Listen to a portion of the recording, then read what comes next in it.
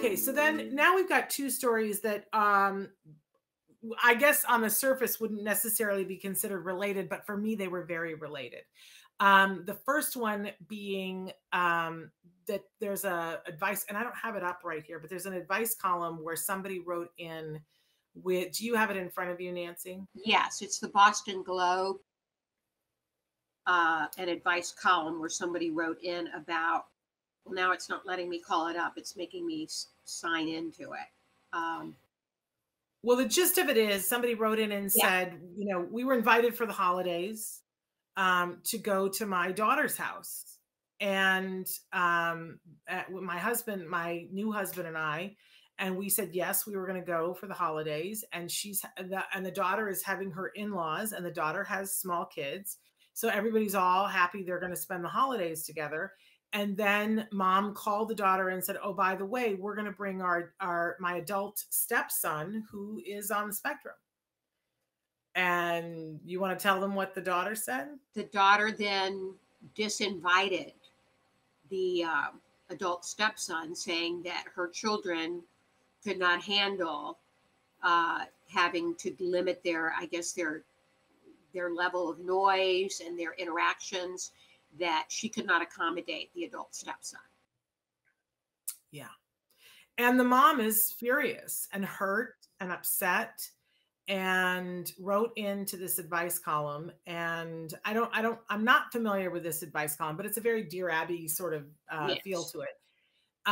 What did you think about the response from the person? From the advice from the columnist? I was actually surprised that the columnist, I don't know that she sided with the daughter, but she certainly said that the daughter had a right to put up her own boundaries. Yeah. And that the person in question here, the mom, would have to adjust to the boundaries that have been set. So I was kind of surprised about that. And when you say surprised, were you disappointed? Yeah, I was disappointed. Yeah. I was too. How about you? Yeah. I had hoped that she was going to say, you know, here's how I'd like for you to talk to your daughter about this, for her to see your perspective, and why we should all be making an effort to include people.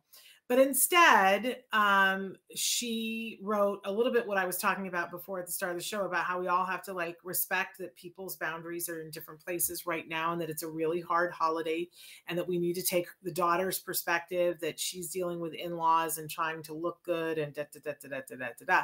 I heard her in the column asking the mom to take the perspective of absolutely everyone else except for the stepson who's being excluded. That's the thing that bummed me out. Even if she said to the mom, she said, please feel your grief. You're entitled to your grief over this. You know, you're entitled to feel bad over it. You got disinvited and, you know, blah, blah, blah, blah, blah. But she went down the line and talked about how everybody would feel, how the in-laws would feel, how the kids would feel. I didn't hear her. Maybe I'm remiss, and correct me if I'm wrong, Nancy, but the only thing I didn't hear was, what's it like for this young man, the adult, who's not welcome? Right. She did not include his perspective. And I think that would have been a good angle to take, and to consider the adult son. And then I wasn't sure from the article whether the mom now was not going, or whether they were just going to make accommodations for the son to do something else. It sounded like to me, and from the columnist's advice, she was saying you should do your own holiday, go do your own thing, and enjoy your own holiday. But it sounded like that was what was going to happen now. And I took from it that the mom was so hurt that she's not even able to talk to her daughter right now. Mm-hmm. And she also said that they made allowances for the son. They got headphones for him, so he was able to tolerate the noise. And it sounded like they made accommodations for the son to be there. Yeah. Yeah. But there was no accommodation on the other side. And look, I think we can all be adults here, and we can all say that we get it on a certain level. But when is that going to change? And why isn't it changing faster, I guess, is what I want to know. Yeah, I think everybody should be able to have their boundaries. I totally, totally do. But when we all admit that there is a place where boundaries have to stop because you become exclusive.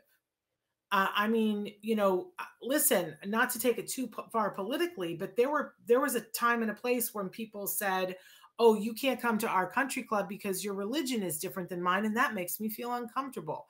And we all decided as a society that that was being a bigot.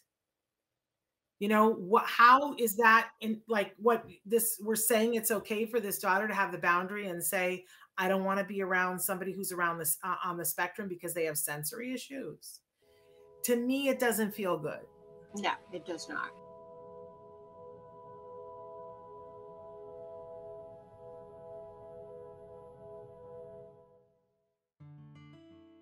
Thanks for watching Autism Live. If you found anything helpful in this video, please give us a like. In fact, make sure that you smash that subscribe button on YouTube and give us a like on Facebook. You can also follow us on Twitter and Instagram for important updates. And please download our free podcast wherever you get your podcasts. See you next time. Until then, give your kiddos a hug from me and one for you too. Bye-bye for now. To subscribe, click here. And if you'd like to check out some more of our videos, click here.